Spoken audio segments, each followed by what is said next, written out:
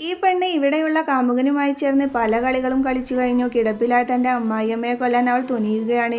ഈ ബന്ധം പുറത്താൽ പ്രശ്നമാകുമെന്ന് പേടിച്ചാണ് ആ കാമുകനും അവൾക്കൊപ്പം പോകുന്നത്.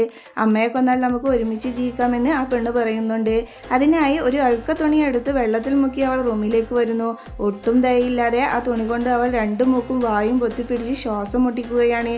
കുറച്ചു സമയത്തിനുള്ളിൽ തന്നെ കൈകാലുകൾ ഇളകി ആ അമ്മ മരണപ്പെടുന്നു. അതിനുശേഷം ആ അമ്മയുടെ കണ്ണുകൾ തുറന്നിരിക്കുകയായിരുന്നു. അമ്മ മരിച്ചെന്ന് ഉറപ്പുവരുത്തിയ ശേഷം അവർ വീണ്ടും റൂമിലേക്ക് വരുന്നു. കാര്യങ്ങളെല്ലാം പ്ലാൻ ചെയ്ത പോലെ കഴിഞ്ഞല്ലോ എന്ന ആശ്വാസത്തിൽ അവർ വീണ്ടും ഒന്നിച്ച് സമയം ചിലവഴിക്കാൻ തുടങ്ങുന്നു. കാമുകനെ യാത്രയാക്കാൻ വേണ്ടി അവൾ പുറകിലെ വാതിൽ തുറക്കാൻ നോക്കുമ്പോൾ ആ വാതിൽ പൂട്ടിയിരിക്കുകയായിരുന്നു. മുന്നിലെ വാതിൽ നോക്കിയപ്പോഴും അതും പൂട്ടിയിരിക്കുന്നു.